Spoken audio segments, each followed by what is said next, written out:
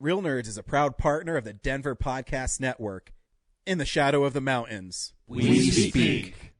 Hey everybody, Chad Terry here. Wanted to welcome you out to come and support local filmmakers to celebrate the Best of Denver 48-hour film project. Where, you ask? The Mayan Theater. When? September 12th, 2019. How much is this going to cost me? $13. That's it, guys. Find us on Facebook at Denver 48-hour Film Project. Thanks everybody, and we'll see you at the show. Hey, Real Nerds listeners, there's many ways you can interact with the Real Nerds podcast. You can email us at realnerds@gmail.com. You can hit us on Twitter at Real Nerds. You want to check us out on Facebook? You can. Just look for Real Nerds Podcast. You want to leave us a voicemail? Just call 720-6NERDS5. You want to listen to our episodes? You can check us out on Stitcher, iTunes, Spotify, and iHeartRadio. Thanks for listening and enjoy the show. Hi, this is Jonathan Tiersten from The Perfect House and Sleepaway Camp, and you are listening to the Real Nerds Podcast.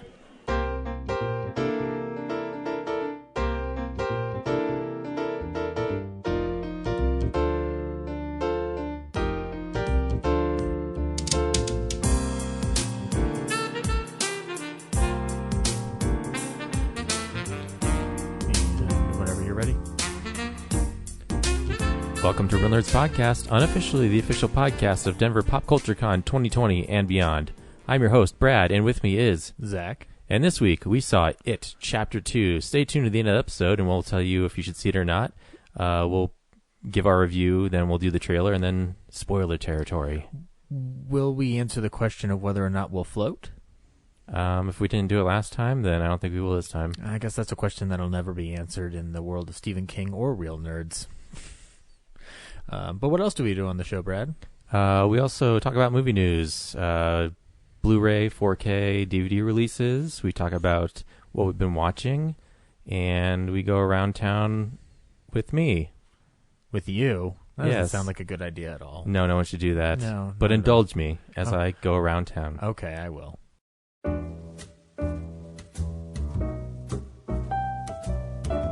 Hey film buddies, follow me around Denver.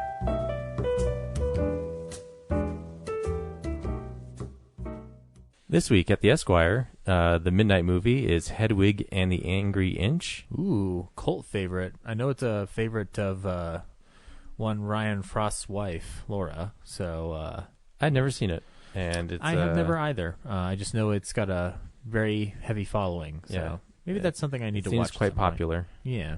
I should specify that's the midnight of September 13th and 14th.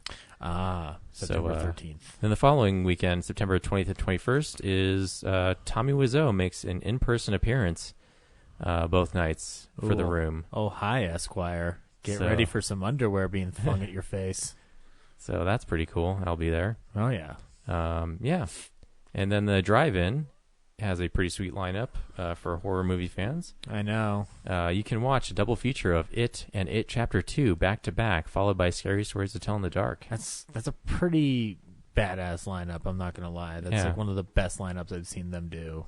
I don't remember the first It that well, so I'll have to check it out. Well, it's almost as if, though, they figured that people might not remember, and so they're going to help you out a little bit. And it kind of acts as the supercut that Machete wants to do anyway. So Yeah. it all works out for us fans. I'm sure they'll put them both on a single package when the second one releases. Well, we'll talk about it in news because there's going to be more than that. But yeah, and then what about the 48-hour finals? That's right. The Best of 48-hour Film Project screens at the Esquire or at the Mayan on Thursday, September 12th. Right on. So get your tickets for that. Hopefully this will be up with plenty of notice to give y'all the scoop on that. Give you some days to If it get those isn't, orders in. if it isn't, then we apologize profusely. But do we? I don't know. Do we? Do we apologize? No, we don't do that. Yeah, I mean, we want to help Chad out as much as we can. But Of course we do. Yeah. there's only so much I can do. Yeah. I'm only one man. I've got this podcast to upload, and then this idiot across from me wants his podcast uploaded.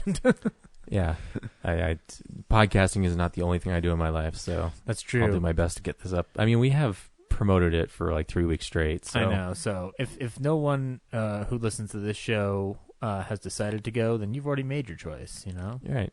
So What are we supposed to do about it? But if you haven't chosen, you should choose to go because it'll be awesome. Choose your destiny. That's a tagline on some movie poster. Probably. Yeah. Cool. Right on. What do you want to do next? Well, I guess we should catch some classics with Corinne. Hey nerds, Corinne here for part 25 of Catching the Classics, where I watch famous and popular movies I've never seen before and send in my review. This week, all of you voted for me to watch Scott Pilgrim vs. the World. And I had some problems with it, but overall I liked it. Going into the movie, I knew the basic premise of like how Scott, played by Michael Cera, has to fight all of, this prospective girlfriend's evil exes, and knew some of the cast members, like I knew Chris Evans was in it. And oh my gosh, I loved his character. I liked how like weirdly meta and self-aware it was. I don't really like Michael Cera as an actor. I feel like he gets typecast as this kind of milquetoast sort of character a lot of the time. He did pretty good though. I think that it was kind of fitting here. Everybody else did a great job. I think the thing about this movie that I really, really enjoyed was the action and the style of it. Just like all the different like comic book components that would pop up and video game references and things like that. It's a very stylized movie and has a lot of those Edgar Wright like quick cuts and weird transitions, and it works out really well. And I think it keeps it moving pretty good for the first 20-25 minutes. I think it kind of slows down a little bit right before the first evil X pops up. And other than that, I guess the worst thing I can say about the movie is I didn't really like how it treated its female characters and how it framed them within the narrative from the male character's perspective. And that's an entire rant I could go on, so I will spare you. I will say that I was really not feeling I was not really appreciating how these characters were framed and treated. And then the kind of twist happens in the climax, and I was like, oh, that makes it better. It's still not perfect, but it makes it better. And so I appreciated that it was more about Scott realizing that he has to fight for himself and not for Ramona, that she's some kind of prize to be won, which, like I said, it's an entire rant I could go on, but I won't. Yeah. Don't really have much to say other than that, surprisingly. It was a good movie. It was worth watching, but I wouldn't own it. I'd probably watch it again, maybe in a couple years, but I wasn't like goo goo gaga for it. But yeah, I liked it. I still think I like oh crap, now I can't think of the zombie movie. Shaun of the Dead. I liked Shaun of the Dead of the Edgar Wright films the best. And then I'd put this one above Baby Driver and Hot Fuzz. So I guess this is like the second best of the Edgar Wright films I've seen. I don't know. I haven't seen Hot Fuzz in a while, so yeah. Yeah, I think, yeah, it's just the performances and the pacing, and it's just kind of this weird concept. And I guess one thing that kind of bugged me was like how casual they all were about like probably murdering people. Like I think 20 some people die in this movie, and it's like nobody cares or mentions it really. It's very bizarre. So anyway, there's that, and I think I'll give it 3.5. 4 stars, I guess, if we're doing the full star system. But yeah, 3.5 or 4 stars, which I think is pretty fair. So, yeah, like I said, not a lot to say on it. So yeah. Next time I will be watching Top Hat, the movie with Fred Astaire and Ginger Rogers. Yeah, we're taking it way back this next time. So hope you all had fun at it this weekend. And I think that's the movie you were all going to see. Yeah, It, Chapter 2, whatever. Hope you all had fun at that, and I will talk to you all next time. Bye. Scott Pilgrim came out in 2010, so I don't think Chris Evans was an action star yet. Fantastic Four and Fantastic Four Rise of Silver Surfer, I guess. Okay, yeah, I guess that's true. And I think in the same year he did the Losers movie or something like that. Or was that the year after? Yeah, I think you're right, yeah. Or the year before. I don't really remember. I have not watched Scott Pilgrim in a long time. I do remember my top 10 from 2010, and it was like number 2. But having not watched it in a while and listening to her talk about it, yeah, I from a hindsight point of view, that movie has a very its whole premise is predicated on something that is very outdated or something that's really needing to change. But I'd have to rewatch it to see how egregious it really is in that respect, because ultimately it's a video game movie. Yeah, it's a fantasy world, but also it's important to note, if you watch the Blu-ray special features or commentary or something, Edgar Wright talks about how the original finale, Scott ends up with knives, and then somewhere in post, he kept watching it. He felt like for the audience who had just went on this journey with him for so long, for him to not end up with Ramona, it felt like a huge waste of time. Even though it makes more sense for him because she's a character, for no good reason. There's no reason for him to be with her other than he's fought a whole movie to get to the end, right? Which in a sense kind of ties into the fantasy element of it. I don't know, like they don't seem to have anything super in common, or I mean, again, I haven't seen the movie in a while, so I'd have to really dig deep into it. But it's an example of things I really, really liked 5 or 6 years ago. I don't know how much they hold up for me today. When we do the 2009 Film Explosion list, it'll be interesting to see if anything's changed from that original list, because I know there's some films that probably won't be on there, but some might actually move up. And Scott Pilgrim's something that I really, really enjoyed a lot of it, primarily because of just being able to see free movies. And I saw that thing 10 times in theaters because I could go for free, which I'm probably part of the reason why it didn't make a lot of money. But I also got to see it super early at San Diego Comic-Con at the Balboa Theater after Edgar Wright's panel on it at Hall H. So that was a really fun memory. So there's positive things attached to it. So, but I will try within the next couple of weeks to rewatch it and see how I feel about it today. I don't think Michael Cera's really milquetoast in it, though, if I remember. I think he's a little bit... He's got more going on in there than usual.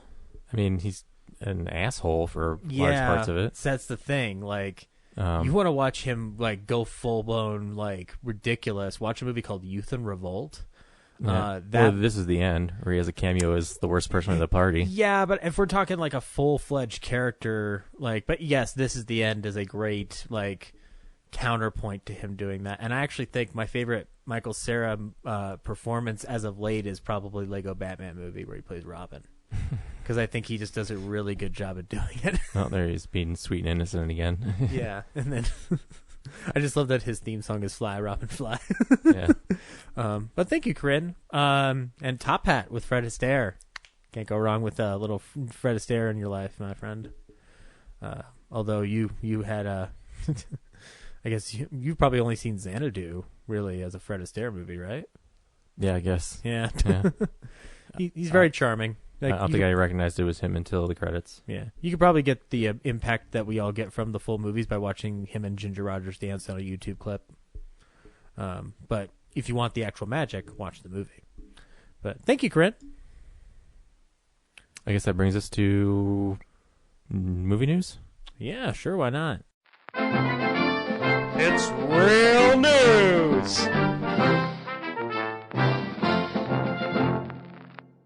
We got tons of trailers. And I'm not going to try to detail each and every one of them. We got a new Jojo Rabbit trailer, which looks very good.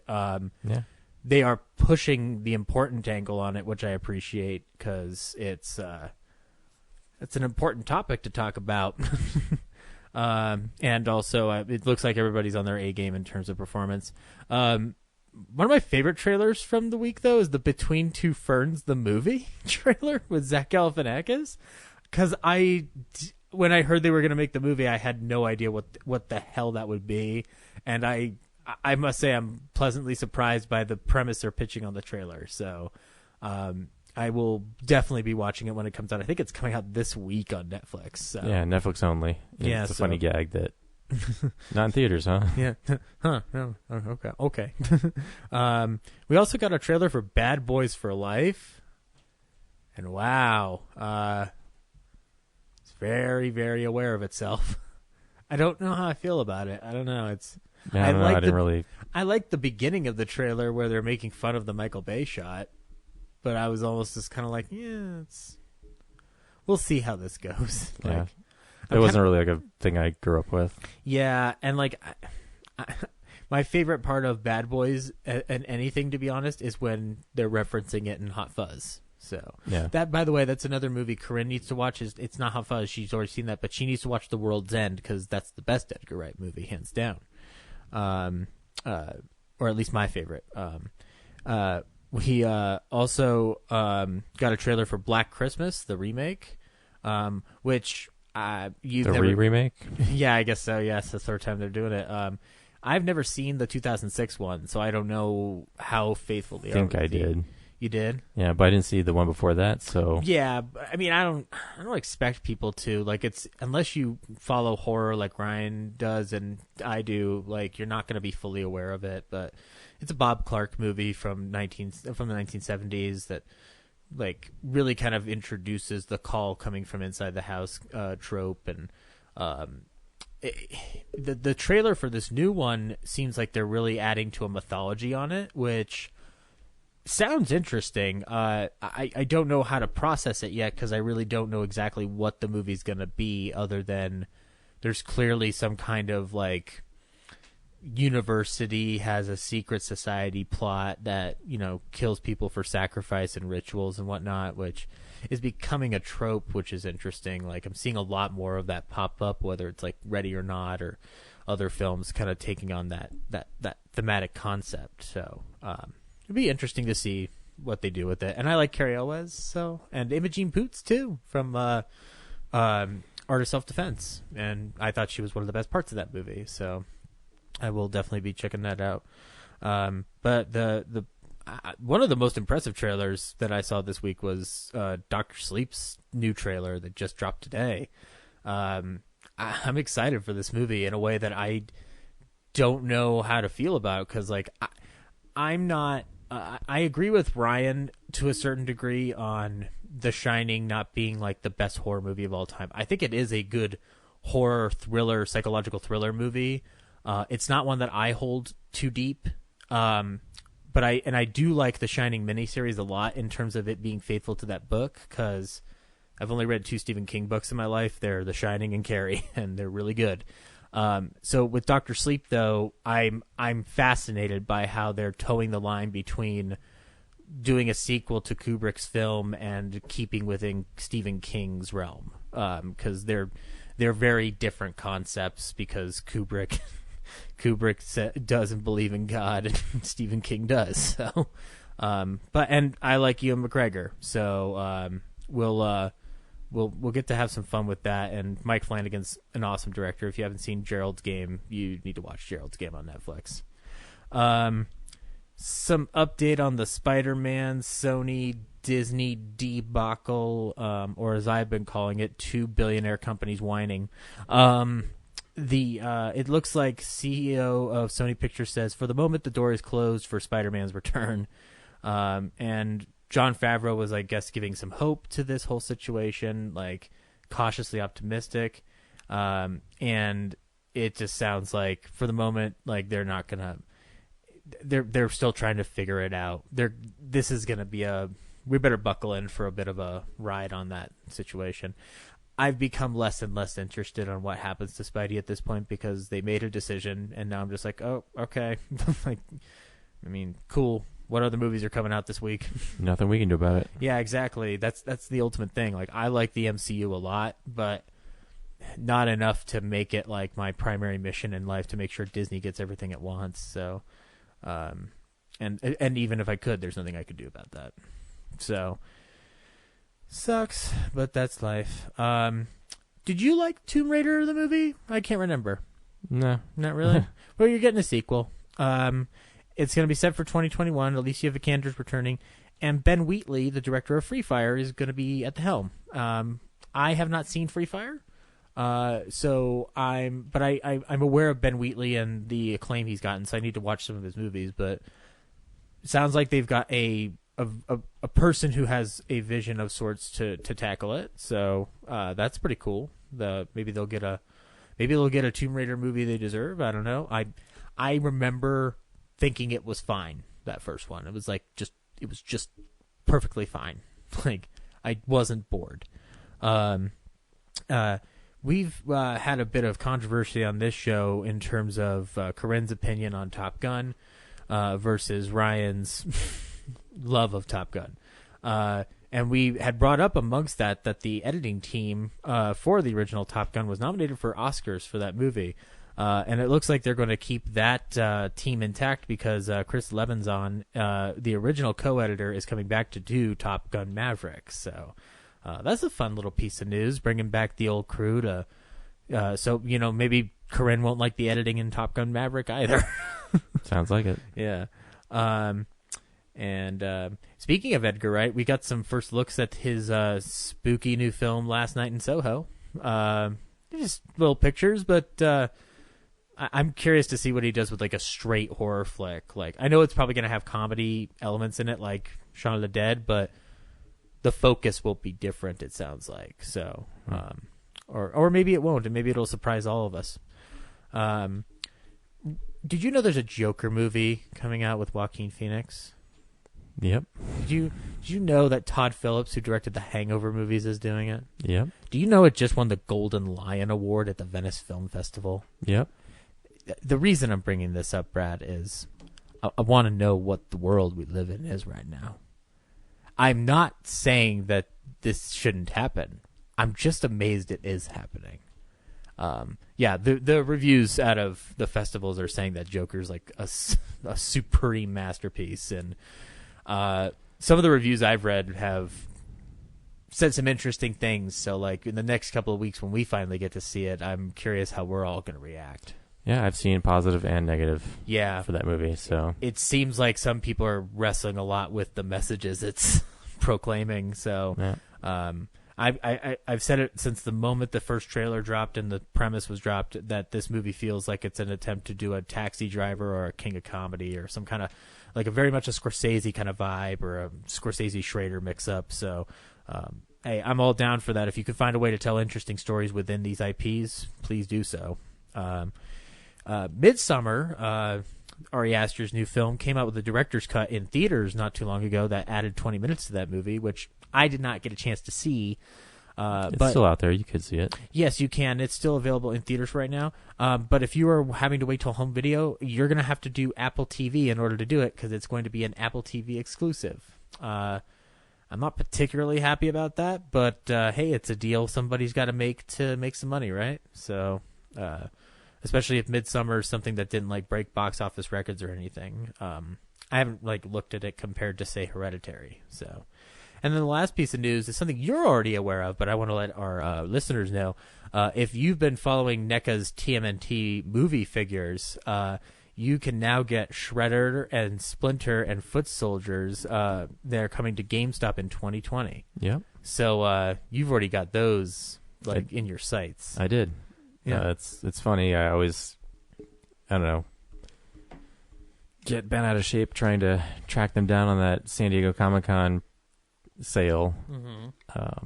And then, obviously, I have to roll the dice on whether or not they're going to be GameStop exclusives 6 months later. And yeah, I guess it's better safe than sorry on those figures. Do you end up paying more than what they'll charge at GameStop? I think a little bit, because the difference is mine's coming in a special box, or mine did. They'll be individually wrapped, Right. At GameStop. I'm not like a toy collector, but I've seen the figures because I helped you move, and don't worry, I didn't break them. But no, the boxes that they are packaged in are very nice and elaborate, and they've got the Four Turtles. It was a giant VHS recreation. It looks like that family home entertainment video that you'd get and whatnot, which that FHE. The Foot Clan was more the standard 4-pack size that they've done a couple of other things in. So it's a different shape of box, but it's just big Foot Clan bandana around a black box. Yeah, and you've said that they never initially released action figures for the movie anyway, right? Or is that the reason they're putting them out, or in the history of turtle figures? Yeah, or is it that NECA didn't put them out? No, so Playmates has a very, very tight exclusive license to Ninja Turtle figures in general. Mm-hmm. And the closest they came to making movie style turtles were the movie star turtles, which were more detailed sculpts that had a rubbery texture to the plastic, right? Which were awesome. I adored those figures. I still have them, but no one made movie accurate sculpts for years because Playmates, no one could do it but Playmates, and Playmates didn't have very much incentive to do it. And they even went through the second movie, so they did a Toka and Ryzar and Super Shredder, but that was it. So finally NECA discovered hey, there's these loopholes in their contract that we can exploit. So we can do turtle sculpts as long as they're only sold at conventions. Or exclusives. It's also I think in North America or something, they're allowed to do stuff there versus Europe, and they have to change things to do it in Europe, and it's complicated. And I'm just glad they've found ways to get them beyond the Comic-Con sale, because so many people want those figures. Yeah. It would be a shame that if only 10,000 people could ever have them. And we have to talk about financial obligations and whatnot, but ultimately it is something that you're passionate about. So if you have a chance to get it in that nice packaging and on time and secure that for yourself, it looks nice on a shelf. And it's, when you see all these other franchises like RoboCop and Alien and Predator and they get 500 action figures. Terminator, they get all kinds of different sculpts, and it seems like every day they're coming out with something new. Yeah. As a turtle fan, you're kind of limited to if there's a cartoon on TV, then you get new stuff. So and also because when they did the movie star turtles in the 90s, there was never a movie version of the Shredder from that movie. Right. It was, that's the one you were telling me about. Yeah. Yeah. No one did that costume design as a figure ever. And now there's a giant version and a 6-inch version. There you go. And count your blessings that you have an IP like Turtles as one of your favorite things of all time, because nobody's making Casablanca action figures for me. I don't know. I feel like they have. Ooh. I need to go looking on the internet, don't I? Yeah, you should scour eBay. I'm going to buy them now and just send you photos and just be look. You'll be I don't care.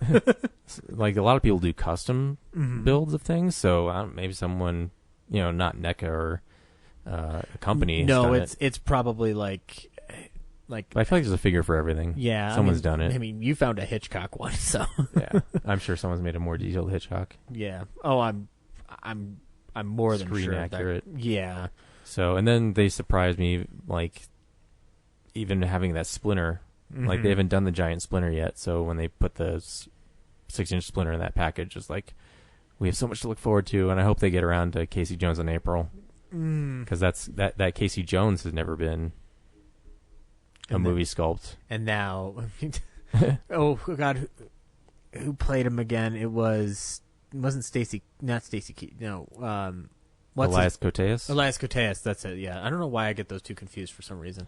But yeah, no, Elias. I know I'm an idiot. But Elias Koteas action figure is something that every man, woman, and child needs. So yeah, But then again, like they may never get around to do it because who knows what the likeness rights are with him and. I don't think Elias Koteas is going to have a problem wanting an action figure of himself from when he was a young man. Who knows? Maybe it's not his choice. Maybe the producers or Warner Brothers or Golden Harvest. What if it is all up to him? He says no, and Warner Brothers or Golden Harvest or NECA contacts you and says you need to convince Elias Koteas. That's gonna be a tough sell. And it'll just be like a road trip movie where you have to convince your hero to do something, and on the way you learn about life, love, and happiness. Yeah, but like all the figures that are out now, except for Shredder, they're not based on a person's likeness. They're based on character designs. Yeah. Well, you're telling me there's not a William Fichtner? No, they didn't do that. Action figure. Playmates didn't do that. Okay. I'm sorry. That movie. But anyway, that's news. Why don't we do some Blu-ray releases? DVD releases and Blu-rays. Last week I was confused if John Wick Chapter 3 was coming out on Blu-ray and 4K. It's probably because it was a mistake, because it's coming out this week in Blu-ray and 4K and Steelbook. Way to go. Steelbook looks like a lot of fun right there. You can get that at Best Buy. It looks like a painting. Yes, it does, and it looks lovely. But I want a John Wick Chapter 1, 2, and 3 pack, if possible. But since they're making a fourth one, I guess I shouldn't ask for that. Yeah, you should wait for the anthology. Scream Factory will put it out at some point. The John Wick saga. Yeah. 20 films. I'm just getting started. Also on Blu-ray and 4K that's new this week, you can get not only the new 2019 Aladdin with Will Smith, directed by Guy Ritchie, but you can also get the original Aladdin on 4K Blu-ray. And I guess it's part of this. Yes, it's part of the Signature Collection, so you can check that out. You can also get 4K releases of Ratatouille, Finding Nemo, Cars, Brave, Inside Out, and Finding Dory. Cars 2. If you want some Pixar in your life, you're in luck. One of my two favorite releases this week is the Cornetto trilogy is getting a 4K release. So I'm really glad I held out on not getting that 3-pack on Blu-ray. And they are a few months later releasing them separately. So if you're not a fan of all three, they're all wonderful. Or if you enjoy having separate packaging. I do, but they're all wonderful, and I like the word Cornetto trilogy as part of something. The 3 flavors. I just want it, Brad, and I want it now. They should make it like the box, like a ice cream sandwich, like a Neapolitan ice cream sandwich. I wonder if it's because there's some kind of rights issue with doing that internationally. I'm paying Cornetto for it? Yeah, probably. Yeah, because I'm sure they found a way to do it in a UK release of some kind that I'm not aware of. But unless I'm wrong, if we have UK listeners, prove me wrong in a very sexy British voice. Also, Casino is coming to 4K. Martin Scorsese 3-hour gangster epic. You can pick that up on 4K. I'm gonna get that because I've got Goodfellas on 4K, so I might as well get Casino. And Casino is a really good movie. It's one that I think gets under discussed in the realm of Scorsese. And it's also coming out in a steelbook too, which is very enticing. From Scream Factory, you can get Scars Dracula, and it looks like it's a Hammer film, so you can check that out. Yes, it is a Hammer film. Sorry, I'm an idiot. Daybreakers, that Willem Dafoe, Sam Neill vampire movie, you can pick it up in 4K. Stallone in Lockup from 1989. I believe that was on your list from 1989? Yeah. Or was it Ryan's? Mine. Oh, is it on yours? Okay. I have to ship it because they're not selling it in stores.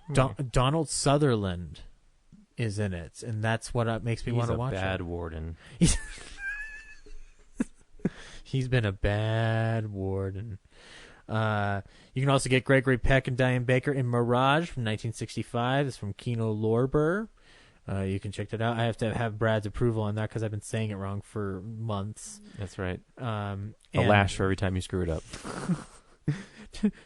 No, stop hitting me, Brad, please.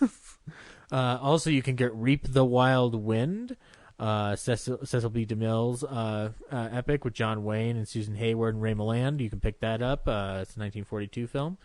It's a good flick. And Killer Crocodile from 1989. You can pick that up.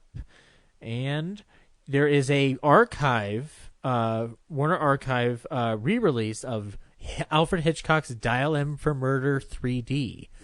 I find this interesting because I did not know Archive could do 3D releases. So it must mean they have overstock, and they're just putting the Archive label on it. And it would also explain why I haven't been able to get that movie for cheap on Amazon. So, right on. I'm totally down for cooperating with them as long as they keep re-releasing good things. And that's it, as far as I can see. I'm sorry. If you want a Blu-ray of a Charlie Brown Thanksgiving or a Charlie Brown Christmas, this is your opportunity to do so. And that's Blu-rays. Cool. Let's talk about what we've been watching. So, yeah, this is the stuff we've been watching. Brad, what have you watched this week? What have I been watching this week? Well, I finished Workaholics. Ooh. 7 seasons of that. Had you not watched it before? Not really. I think I watched an episode like when it first premiered. That's kind of how I was. I didn't really get into those guys until their Game Over Man movie came out on Netflix. Again, funny show. I was really impressed with the finale because it's really kind of this meta episode where they kind of, take shots at Comedy Central. It kind of made it seem like, they would have kept going with the show if they had, met some certain demands. Right. And they were, you kind of, actually the penultimate episode and the final kind of seemed to, like, the plot revolves around, them wanting to grow up, as writers and people, but being locked into being these shitty characters. So, at least that's what I think they were going for. So it was pretty cool because, those characters are terrible people, but the humor is that they're such screw-ups. And I can understand, like, after 7 seasons being like, we do good work. We want to do some maybe smarter stuff. Right. I also watched a new Jean-Claude Van Damme movie. There's a new one? Well, about a year old. Oh, okay. But it was on Amazon Prime, so I got to check it out without buying it. What was it called? It's called Black Water. Okay. It has Jean-Claude Van Damme and Dolph Lundgren in it. Wow. Universal Soldier duo back together again. Yeah, that's a team up I didn't know I wanted again. Well, you barely get it because Lundgren's in it for maybe 3 scenes and less than 5 minutes, maybe. Came out last year, you said? Last year or the year before. He's busy with Creed 2 and Aquaman. Yeah. So Jean-Claude Van Damme is, some spy government agent. Not quite clear. Insert badass title here. Yeah. He comes into...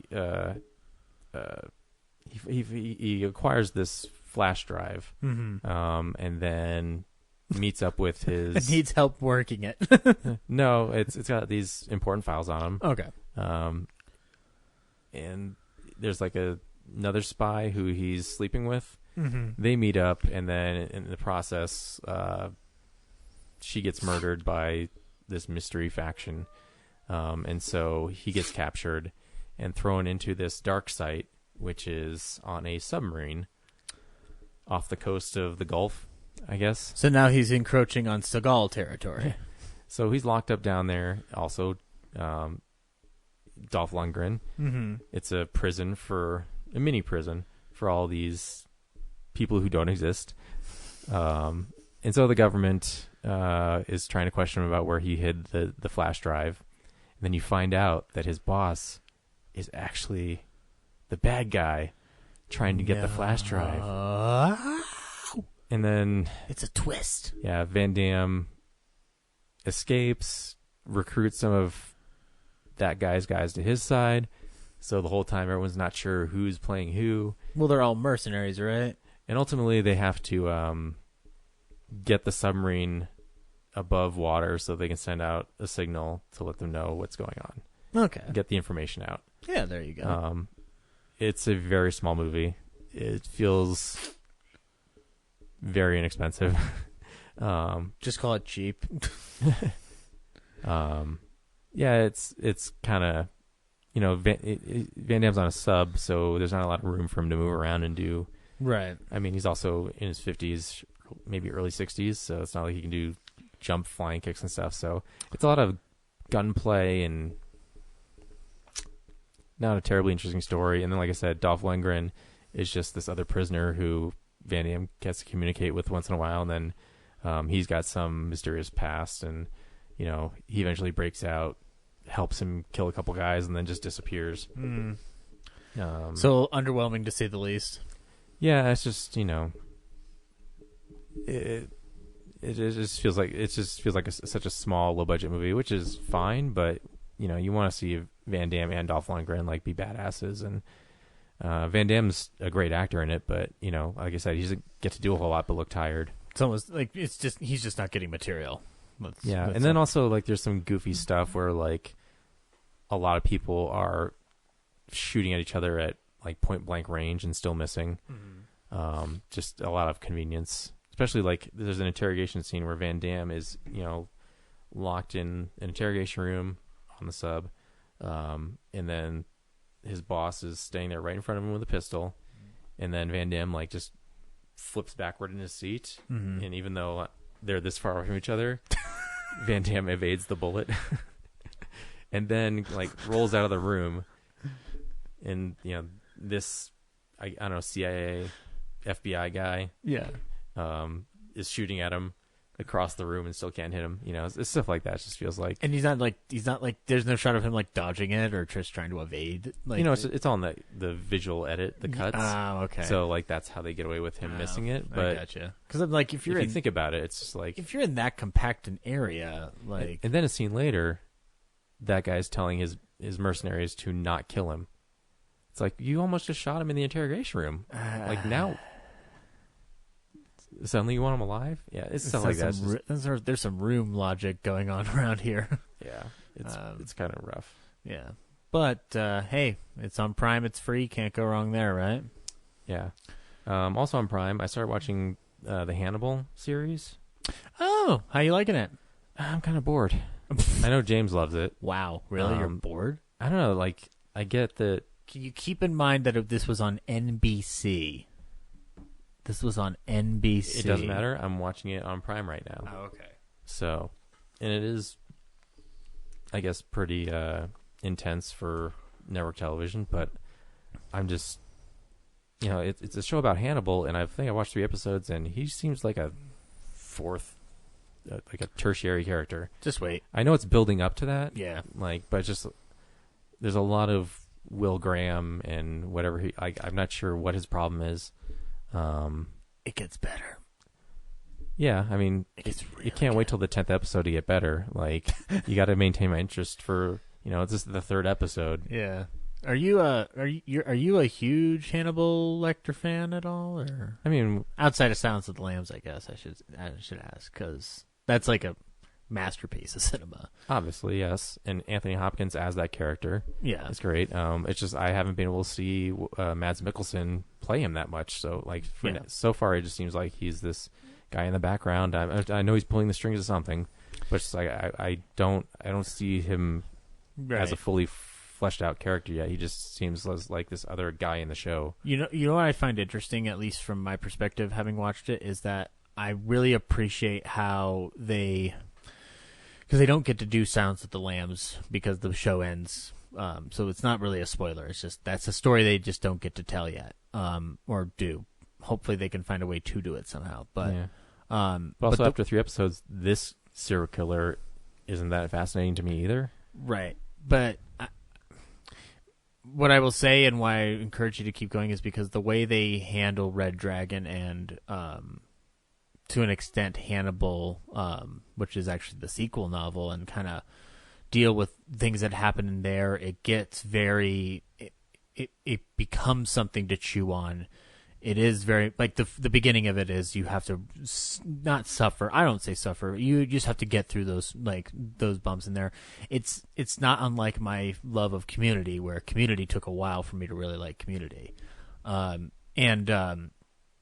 And just also what they're a part of it is what they're able to get away with on network television. Like, it's pretty astounding. I think I remember Breaking Bad. I was like, the first episode's okay, but then the second episode, I was like, now the show's awesome. Yeah, I know, and not every. If some shows get it within there right off the bat, but yeah. But I guess I'm just exhausted from watching Will be tortured by whatever empathy problem he has. Yeah, like I say, just keep watching. You'll have some fun, especially if it's all on Prime. You got nothing to lose. Yeah, I'll stick with it. Yeah. But right now, I'm just like, please, where's this going? I need something. Right on. Throw me a bone. For sure. And then the last thing I watched was Avengers Endgame for the 15th time, but this time in 4DX. And how'd you like it in 4DX? Pretty awesome. It snowed in the theater. Really? Yeah, on Vormir. Oh, wow. And it gets cold and it gets windy, and then when things explode, there's smoke that comes out of the seats. Oh, I cannot do this experience at all. I will not do that. No. What else? Yeah, obviously the seats move around a bunch. In some weird places, though. Like when the title screen comes on, you know, the letters Endgame flash, the seats just kind of like start to sway a little bit. I'm just like, you know, I wish you'd put a little more effort away from that into the smell component of it, because there's only, at least I only remember there being 2 smells the whole time, and they weren't connected to some obvious things on screen. So there was like burnt rubber for, you know, destruction, and then what was the other one? Oh shoot. Oh yeah, Thanos' retreat planet. Yeah. There's like this aromatic, like flowery scent that you get. Yeah. Blown at you. But then there's parts of the movie that directly call out, like, you know, this smells like the characters, but there's no accompanying smell for it. So like, oh shoot, what was it? I should have prepared better. Oh, like when they go to Thor's, to New Asgard, right? Yeah. And Rocket directly says, you know, oh man, something died in here. Like they should throw something horribly smelly at you. And then the other one is when Ant-Man shrinks down and goes inside Tony Stark's heart machine. And he says, like, is that Axe body spray? Like they should throw some Axe body spray at you. So I agree with that one. I especially agree with, like, it smells like something died in here. That like sounds like a total John Waters in polyester thing to do. Like, it's a weird side tangent, but Criterion's putting out that film, and it had a Smell-O-Vision card in the 80s before that Rugrat movie did it. Yeah. And the scratch card, it's John Waters, so the scratch. That was a Spy Kids movie. No, Spy Kids was just 3D. I thought they talked about Smell-O-Vision, but anyway. But in the John Waters one, the smells were designed not to be pleasant. So there was like urine, puke, fart, shit, and like it's Waters. That's what he does. Yeah. But like, yeah, I agree. Do it yourself. If you're going to like give them the full 4DX experience, which is something that my anxiety would not be able to handle it well. But if you're gonna do it, go the full Monty and whatnot. Like, yeah, the only thing I think of is like maybe it takes like obscene amount of time to like reload a smell chamber. It might, something. And also this thing's new here at Pavilions, right? Yeah, it might have malfunctioned, so maybe it does have that and it didn't work. Who knows? But yeah, also it's knows. All right, this has been Real Nerds Podcast for the week. I killed it. Good night. No, you're not going to... No, audience, you don't get to hear about It Chapter 2. Yeah, other than that, it was cool. Like, it's a shame it was only around for like a week. So it's their testing ground for it for right now? Yeah, I don't know exactly when it opened, but they had that and like 2 other movies that were old. Okay. Playing that same week, and it was just different times of the day, so there's like 1 showing per day. I want Chris Rock's new Saw movie to be in 4DX. Okay, Psycho. I just want to see how far they'll go with this technology. I won't go to it. But the cool part was because it was like a recently released thing. It wasn't full price, so it was only $10. Ooh. Which when I did it in LA, it was like, I don't know, 23 or something for Jumanji: Welcome to the Jungle. around the same price of an IMAX ticket at this point, though. Which is pretty awesome. Which is part of why I want to do Regal's Unlimited pass. Unlimited. It's not because I want to give Regal money. I really would rather do anything else than that. But I don't think the Unlimited applies to special screenings, though. I believe IMAX is included in it, and if it isn't, then IMAX. IMAX. That's the thing. Like, I mean, like I said, I'm not going to go to 4DX, but like, I like going to IMAX a lot. So, and we'll actually talk about that in our review this week. But so I'd like to go to more of those. Yeah. You know. But they've got It Chapter 2 in 4DX right now. I'm curious as to what that design is like. Also, when they chop off Thanos' head, they spit water at you. Actually, there's and then when Ronin's in Japan or Tokyo, just constant rainfall. It was almost too much. I was like, okay, I'm feeling a little soggy here. So. Are you experiencing it yet? When Ant-Man's got the tacos and the spaceship comes down and blows the tacos out of his hands, like huge blast of air shoots at your face. And actually, they got like little air blasters in your headrest, so they like shoot out next to your ears. No, never going to 4DX, Brad. You will never drag me to that. Wow. Anything else? I'll buy 500 Teenage Mutant Ninja Turtle Blu-rays before I do that. And I clearly didn't buy one yesterday. Yeah, you missed your opportunity. I got The Odd Couple on DVD when they're trying to charge $44 for it on Amazon. I think I won. You could have 3 movies. You only got one. I think I won. Anyway. Did you watch anything else this week? That's it. What'd you watch? Not a whole 20 things you watch. Oh, 20 things. That's adorable. After we recorded last week, I rewatched Frenzy, Hitchcock's penultimate film. It's a film actually that I'd be interested to know what you think about it, because it was made in the 70s, so it's a little bit more modern aesthetic. It's not, and it's a little more overt with its violence, so it's a little more explicit. But it's basically about a guy who gets framed for being the necktie murderer. This guy is going around, he rapes and kills women with his necktie and just dumps them in the river. And this guy gets framed for it, and it's about him trying to clear his name. And the whole time, we are already told that his old RAF buddy is the actual necktie murderer. So it's kind of we show you the bomb, it's going to go off, and I would just kind of watch like how this proceeds. And it's an amazing film from Hitchcock, because it is the final time he gets to kind of lay down his claim to the cinematic throne. A lot of the things he accomplishes early on in his career and then proceeds with in Psycho and The Birds is very much kind of solidified by this film as a statement. Like, if I'm going out on my own terms. I mean, honestly, it's not unlike how we're talking about Tarantino's Once Upon a Time in Hollywood to an extent. It's not the last film he would do, but it's really the last true Hitchcock movie.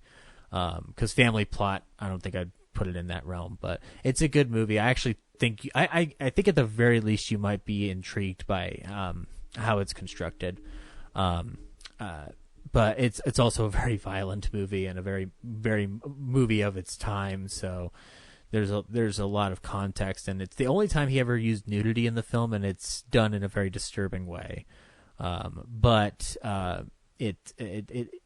it's very much an example of how he was trying to push the boundaries of what you could show on screen at the time, which, coming from him, was intriguing because everybody else, the new guys, had already been doing it. So it's like, well, what does a master do with that scenario? So I rewatched A Night at the Opera, the Marx Brothers film. I think it's still a masterpiece. It's 90 solid minutes of comedy.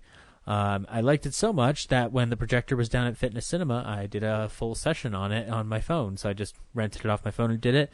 It was about an hour and 32 minutes. I was able to get 5.93 miles on it, and I laughed off 961 calories.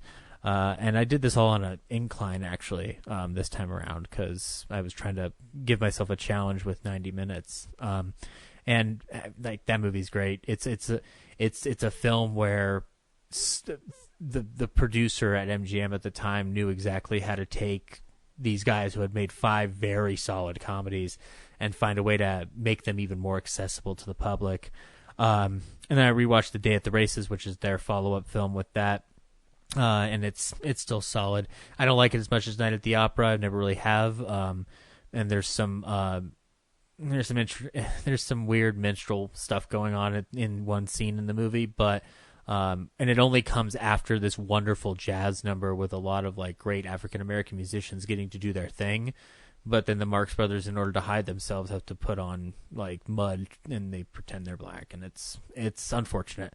But the movie's great, and in spite of those things, and rises above it, and it's never really done it in a hurtful way. Like anyway. And then I watched their movie Room Service, which is weak as all heck. It's very much too slapsticky, not Marx Brothers enough.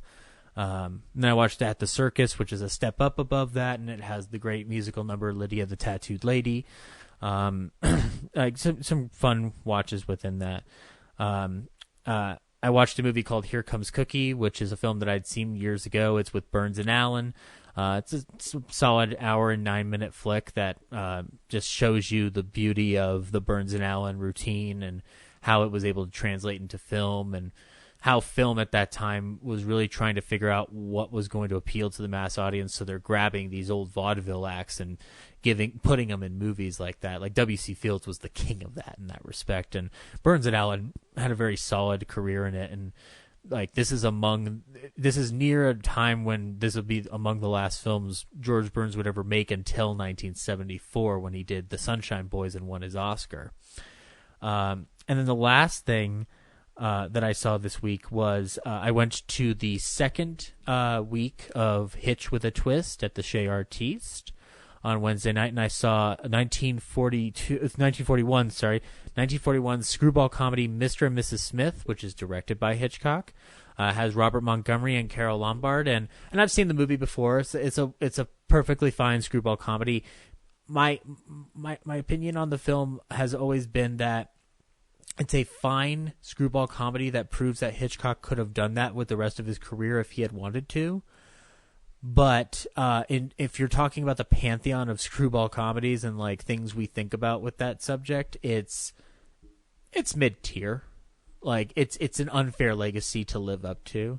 But Carole Lombard, this was her second to last film. Her last film is To Be or Not to Be, one of my favorites of all time. So watching her on a big screen was an experience in and of itself. The basic plot is that a married couple finds out that through a loophole they weren't actually married, and so the wife, played by Carole Lombard, uses it as a tool to be able to play the dating field. And the movie's about her trying to date a new guy who turns out to be the business partner of her now ex-husband. And meanwhile, the ex-husband's trying to win her back because he made a statement earlier on in the movie that if he had to do it all over again, he probably wouldn't marry her. And he was just, speaking off the cuff, and you shouldn't do that. But be careful what you wish for in 1941 screwball comedy, Brad, because you'll get it. But like I say, she's luminous on screen. Like it's sort of tragic, and I know it sounds weird to say this about a person who's been dead for over 80 years, but it's unfortunate that she died the way she did, and that she died when she did, because we could have had so many more movies with her. So it's very unfortunate. But it's amazing to watch her on that screen. And as a Hitchcock movie, he is able to give his visual flourish to it.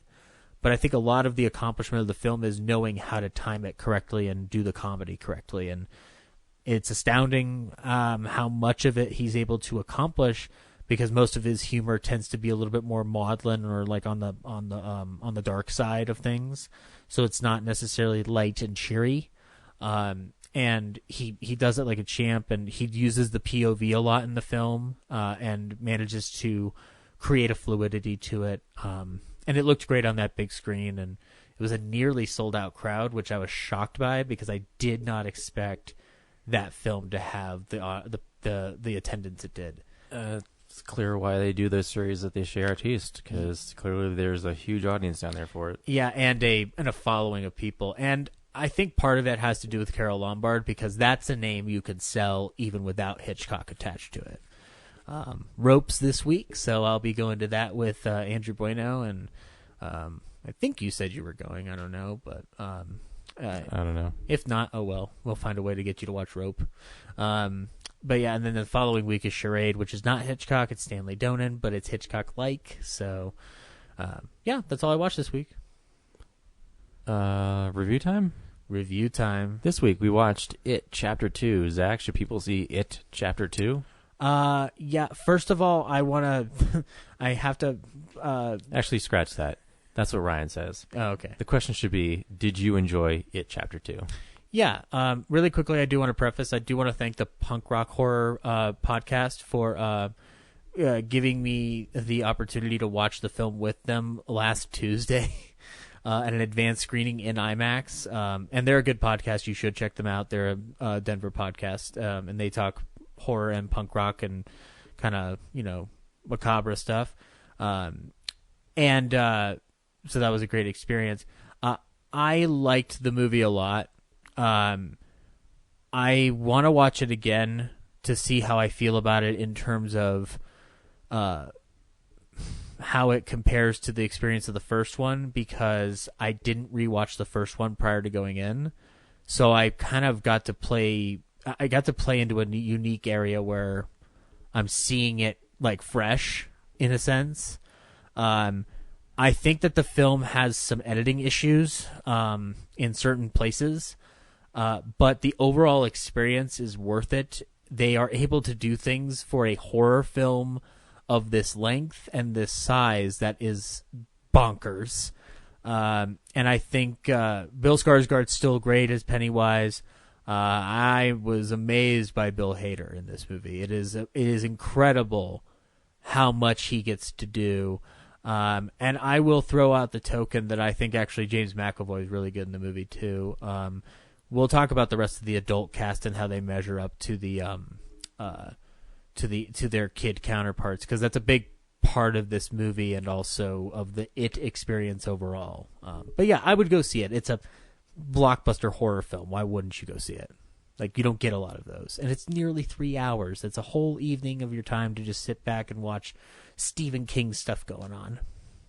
Brad, did you enjoy It Chapter 2? I did, and I enjoyed it more than the first chapter. Here's the trailer, and I'll tell you more after the trailer. Something happens to you when you leave this town. The farther away, the hazier it all gets. But me, I never left. I remember all of it.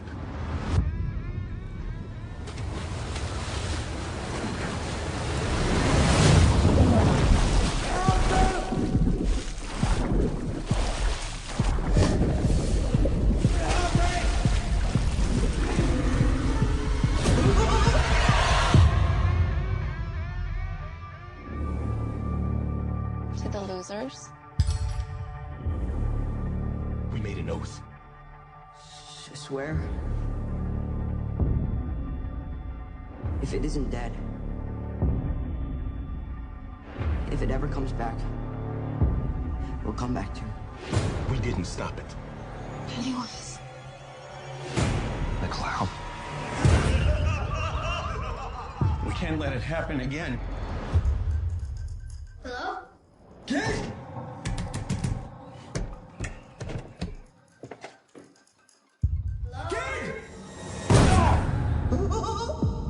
Hello.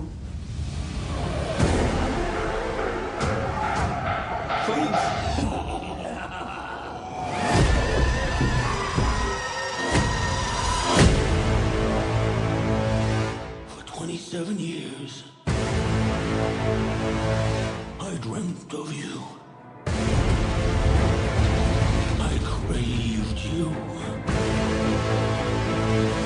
I've missed you. We need to finish it. For good. I've seen all of us die. It consumes us from the inside until we don't have a choice anymore. You lied. And I died. You lied. And I died.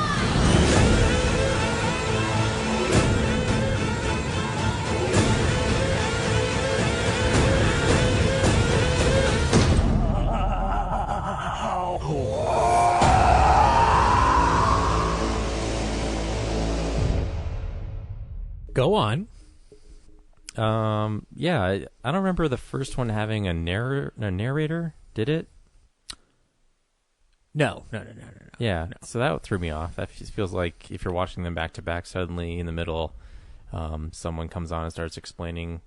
I guess it's Mike's voice, right? No, it's Mike Hanlon like calling them one by one, which is something they did in the miniseries. And full disclosure, I've never read the book.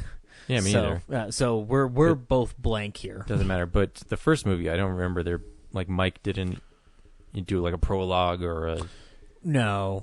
But I think it's honestly because they were working off of if this first one doesn't work, then we can't do part 2. Yeah, because there was that. I mean that chapter 1 at the end credits of the first one is sort of a gamble on the filmmakers and Warner Brothers' part. But yeah, like I think Ryan's big question was like, as adults, are you going to care as much, and can you scare an adult more like as easily as you can do it to children? Yeah, and I think they did a really good job of. I mean, it wasn't really scary to me, but I think they did put in some scenarios that were legitimately terrifying and made sense to those characters because a lot of what Pennywise puts them through is them reliving their childhood selves in those scenarios, rather than seeing the adults go through it. Yeah, they get to experience the aftermath on screen, and then also the underlying story I think is presented really well. It's like it's not so much about the clown and the scares; it's really, what we didn't see after the movie ended, like how their relationship as friends dissolved and went separate ways. There were some weird parts that didn't make sense to me, like the whole fact that they lose their memory of it the further they are from Derry. Right. That felt odd. For the way it was presented, it seemed like when Mike called them all back, they were very aware of why they should be going back. But once they got to the Chinese restaurant, they seemed to forget instantaneously why they came back. So that was confusing. And I know specifically what you told me why it is, but it still felt weird as someone just trying to follow from an outsider's perspective. Yeah. I guess I better get into the issues that I do have with the film. There's some underdevelopment happening within the first 15 to 20 minutes of the movie because I feel it's a little rushed, and I don't think it's not something to ever deter you from watching the movie by any sense. It's me being picky to a certain degree, but I agree. They could elaborate better on, hey, this is what's going on with the memory situation. Like even if they just had a little bit more discussion about it, they don't even have to fully explain it for me. Like if you can, but like I knew from the get-go, like, yeah, your memory kind of fades, and as a theme from the miniseries that I saw, but also just how it works as a story, is just like, yeah, as you get older, you forget things that happened in your youth, and it's like repressed trauma coming back at you, which thematically makes total sense for the movie that they're making. Yeah, but those experiences are very unique. Yeah, I know. I'd be surprised if anyone could ever forget going through stuff like that. Trauma can be repressed, I guess, and it comes out in different ways.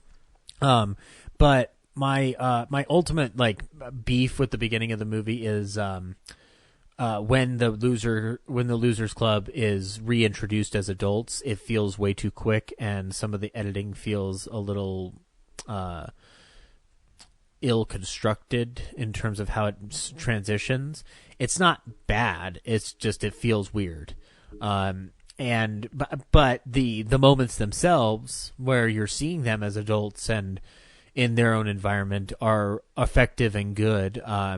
Like, there's two great cameos in this, or three great cameos in this film. One of them I'm going to talk about right now is watching Peter Bogdanovich sit in a director's chair for what seems like the first time in ever, because he plays the director of Bill's movie.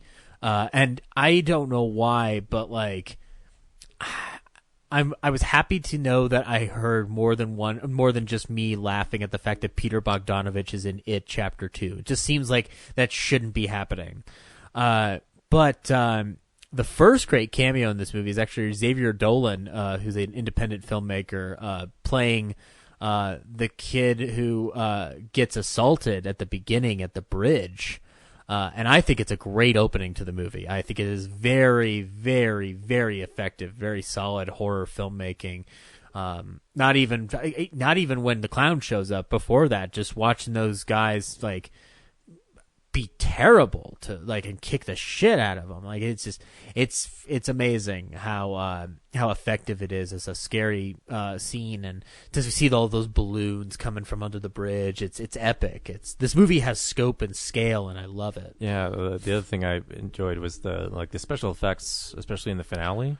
Oh yeah, we'll get to that. Were pretty impressive. But the other one, the gripe, I felt like towards the end, I was surprised how not obvious it was to those characters that fear fuels Pennywise. Yeah. And it took them forever to kind of realize that they should just not be afraid. Again, they're recalling how this all happens and takes place. Isn't that how they defeated him the first time around? Was like they stopped being afraid and said, let's kill this fucking clown. But they don't remember. Yeah, but I mean, like, is it that like it's that foreign to them? After all they've remembered at this point in the movie. I understand what you're saying. I'm just going to tell you on an emotional level, it works just fine, and it is effective. Yeah, as an audience member though, I'm just like, I just hate being so far ahead of the characters. I'm just like, stop being afraid, like just waiting for that scene to happen. So you're getting like, just getting frustrated instead of enjoying it for me. Which is something that can happen in a horror movie, and yeah, but I was more in tune with it, I guess, than if we're going off of that realm, because there's some areas of exploration with the characters as adults and then looking back on them as kids that prove really fascinating. I will say Jessica Chastain's really good in the movie. I wish she had more to do. I don't know if she gets enough to do, but the stuff she does get to do, she's really good in. And I loved her in her scenes. And consequently, though, the guy who's playing older Ben, I feel, gets the shaft. I feel like he doesn't get a lot to do. Thankfully, though, he still gets his moments in the movie. Like, we get a classic line from that miniseries via flashback a dream/flashback with Kid Ben when they're in the classroom, and then Bev turns on fire, and Pennywise comes out and does the "Kiss Me, Fat Boy" line, and then that's followed up later down the line with his sinking into the sand, and Pennywise going like, "All those push-ups and all those sit-ups, you're always gonna be alone." And I was just like, "Oh, this is really good. They're giving him stuff to do." And then Richie, as a character, though, gets a lot to do. And a lot of it having to do with, it's not funny because it's a very serious moment and a very scary moment. But I love Bill Skarsgård's delivery when he's floating over Richie in the town square, going, "I know your secret." Like, it's a really effective horror scene. And Bill Hader's character is revealed to be gay as the movie goes on, and that he was in love with Eddie. And which makes Eddie, the guy who's playing Eddie's performance, is as an adult is pretty spot on. It's very well executed and brings an emotional climax to that movie in a way that I wasn't expecting, because I don't remember the miniseries that well, but I don't remember if everybody got out of there alive or not. The Alamo pre-show said that Pennywise chose like Universal monsters to appear as. So all these sequences are completely brand new, not even in the book, right? Yeah, well, because obviously they can't use Universal monsters in a Warner Brothers movie. Well, yeah, in the miniseries they didn't even do the Universal monsters either. So it's always been different because it's just like. So in the book, they're Universal monsters. Yeah, that's what I've heard. I mean, again, I'm not like I've heard that, but in comparison to say like, well, the miniseries just did something different with it. But I mean, they did some kind of equivalence. I know one of them was a skeleton. Yeah, but again, like you're talking to an ignorant Stephen King fan. Like I like the movie adaptations a lot, but the climax or the ending, the final act of the film is bonkers. And I was impressed because going into it, Ryan had already spoiled for me like what it is. And I was surprised how well they portrayed it, and how it didn't seem that goofy to me. Not only that, but how they explained it was pretty efficient. Like you're talking about like Lovecraftian mythology, like cosmic beings like coming down millennia ago. And what I loved about the final, I mean, the beginning 2/3 of the movie, by the way, are scary and have some wonderful visual and special effects and stuff like that. But the third act, when they go back to the house, and one of my favorite shots in the movie this year is inspired by a shot from one of my favorite horror movies, which is we get to see Stanley, whose character had killed himself earlier on in the movie, and he's kind of haunting the losers with the image of Stanley. The head of Kid Stanley gets turned into a spider and raises itself up like it's out of John Carpenter's The Thing, and that thing is clearly a combo of practical and CGI, and it looks incredible. I was astounded that they got away with doing that, and then to have your clown spider, which I thought was a great way to bridge the gap between, yes, it's a giant spider at the end of the movie, but what if we find a way to put Bill Skarsgård in there? And I've heard the things about the turtle. I'm glad it wasn't that, and I'm glad they just found a way to use fear, or use the lack of fear against him. And when he's all deflated and he looks like, yeah, it was a pretty cool effect. It looks like something that comes out of like a Guillermo del Toro Blade movie. Like it's really good puppetry. You know, like at the end of the day, I think with this version of it, like I put the first one as one of my top 10 from 2017, and I still stand by that. I think it's a wonderful film on its own. This one has the potential to be among that for me. I need to watch it again, but I don't think it would be for the same reasons that I liked the first one a lot. I think it's coming from a very different angle of just like, look at this 2-hour, 50-minute horror movie and how much they're able to do in it. Like that, it's insane what they're able to do with it, from a big blockbustery epic Warner Brothers presents It Chapter 2. Oh, I'm going to put Lovecraft monsters in this movie that like bite heads off of people, and blood spurting into a bathroom as symbolism for womanhood. Like it is insane what they get to do with this movie. And this is a studio movie, like pure on studio. Like New Line might be their co-banner on it, but this is Warner Brothers putting this out. And as always, Bill Skarsgård crushes this role to a nth degree. When they're in the funhouse with James McAvoy and the kid he met on the street, and Pennywise is bashing his head against the glass, it's one of the most unnerving scenes in a movie I've seen this year, and it kind of further attests to me that I think McAvoy is actually really good in the role as Bill, and I think he handles the stutter perfectly. He's one of those actors that I think we tend to underestimate a lot, and then we watch him and he's like, oh, he's really good. So, but yeah, It Chapter 2, really good, and wonderful. It was wonderful in IMAX. It looked really good in IMAX. That's right. Yeah, that's how I got to see it, and it looked amazing in IMAX. Especially a lot of the stuff in the climax works very well on there, and actually the beginning with the balloons worked really well too. And Stephen King's cameo is fucking amazing, and I'm not one to suggest a supporting actor campaign for people in It Chapter 2 per se, but everybody's talking about Bill Hader. I'm just saying Stephen King, because that's a supporting role technically. That is a cameo. Shut up. If we can give an Oscar to Judi Dench for Shakespeare in Love, we can give Stephen King an Oscar. Just saying. So I was just checking I didn't look at the gross this weekend. 91 million. Yeah, apparently it's underwhelming a little bit. Like it's off by 10 million on the projections. But I mean, Toy Story did the same thing too and managed to gross like $1 billion. That's a 3-hour horror movie.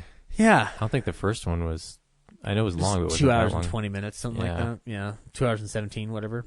So, but yeah, I cannot wait to see what he does with the 6-hour supercut that he's talking about. Yeah, well, he's got Flash to work on, so. You know what? I'm fine if he doesn't do that. I'm fine if Muschietti just to do another horror movie and we can just let the Flash die.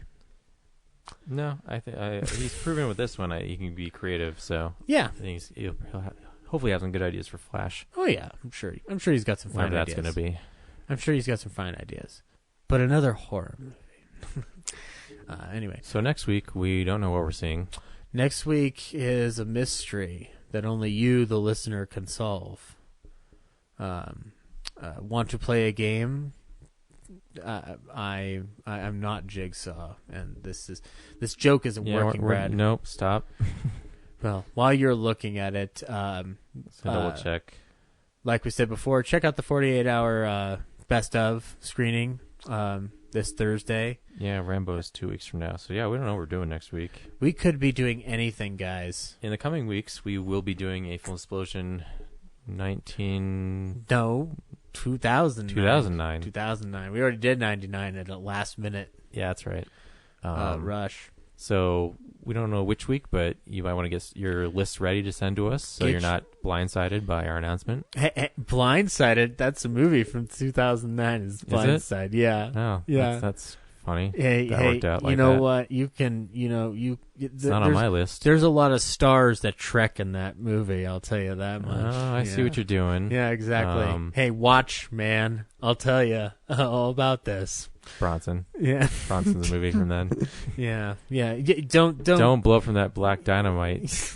You know what, Brad? You sound like an inglorious bastard. To the moon with you, Zach. To the moon. You know what? You Just don't tell have, people bye already. You don't have to be a serious man about this.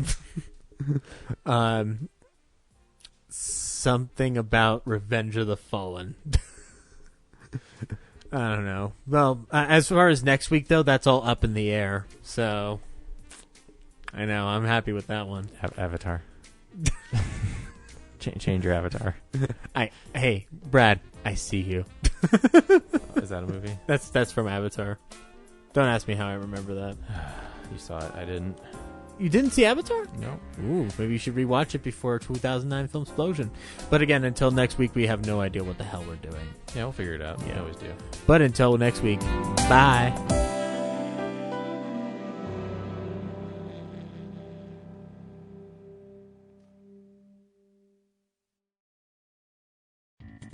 Thank you for listening to this episode of Real Nerds Podcast. Real Nerds Podcast is a production of Nebulous Visions Multimedia. Thank you to Sparks Mandrill and Plan 9 Studios for our kick-ass theme song. Also, if you're in the Denver area and you're looking for a cool place to see movies, we see them at the Alamo Drafthouse in Littleton and now also in Sloan's Lake. Thank you to Colorado Coins, Cards, and Comics for supplying us with all our comic needs, especially you, Andrew. You know who you are. And a big shout out to James's mom. I'm giving you an electronic hug that you can feel through the airwaves. Thanks for listening, and have a nice day.